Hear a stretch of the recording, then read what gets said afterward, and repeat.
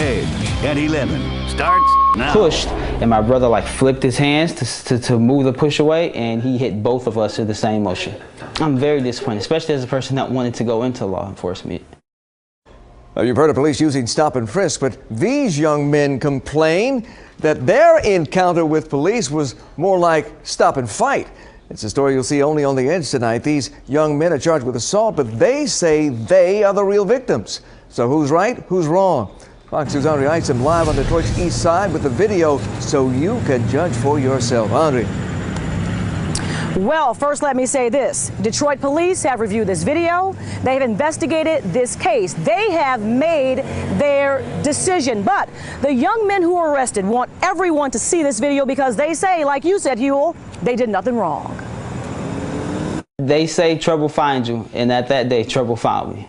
20-year-old Tywan Mitchell and his big brother, 26-year-old Navon Moore, went to Grandy's Coney Island back in the month of May around midnight.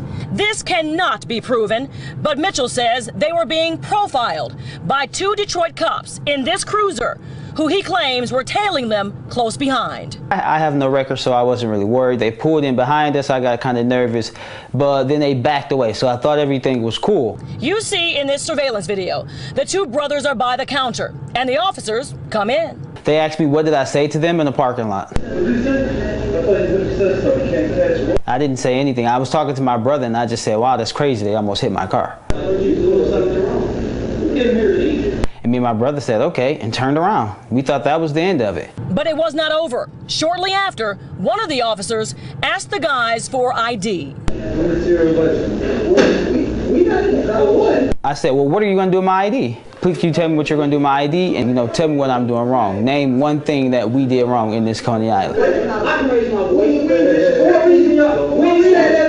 The brothers were yelling, insisting on getting answers to why they were being questioned by the cops, saying they know their rights because one is in college for criminal justice, the other studying law.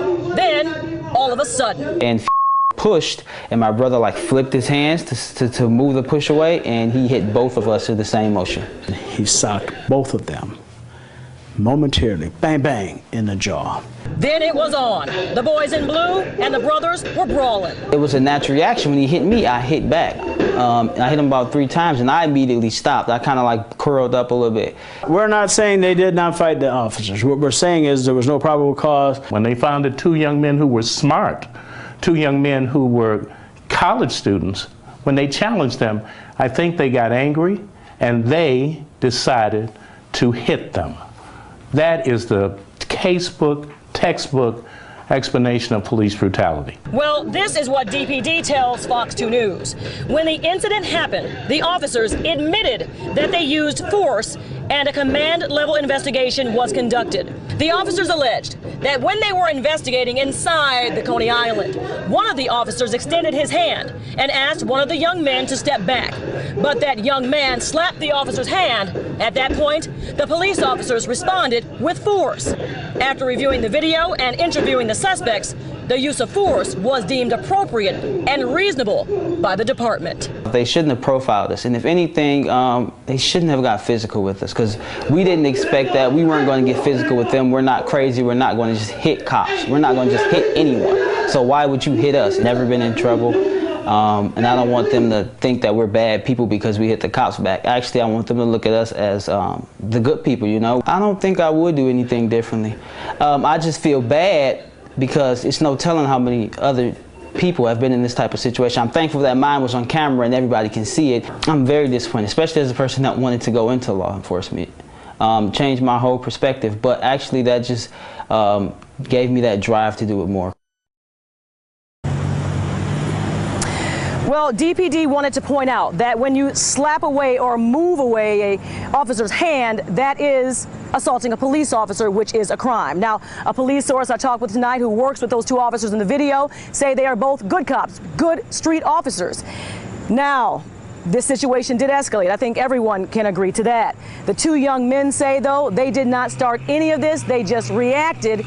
And again, they contend they did nothing wrong that night. And you only heard from one of the brothers because the other's back in Texas, back in college. Huel. Andrea, from that video, I don't want to say who's right and who's wrong here. I think a jury or a court may have to make the final decision on that. But I do want to know about the explanation for why the officers confronted the young men at that restaurant in the first place. Why?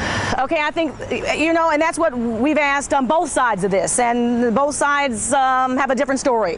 DPD tells me this is what the officers tell them, that when they were in the parking lot, the two young men made a grim expression, some kind of negative expression. When they went inside, the officers asked them about what happened out in the parking lot, and they say the young men were unruly and aggressive. Though the young men say the tape and the audio disproves that. So you have two very different stories, and both of them say they did the right thing. Well, let's hope somehow this will be resolved. I can remember former Police Chief Isaiah McKinnon telling me that he was beaten when he was 16 years old by a Detroit police officer. But instead of getting mad, he went into law enforcement and tried to change the DPD from the inside. So who knows? And that's what Mr. Mitchell wants to do. So we'll see what happens. All right. Andrea, thank you.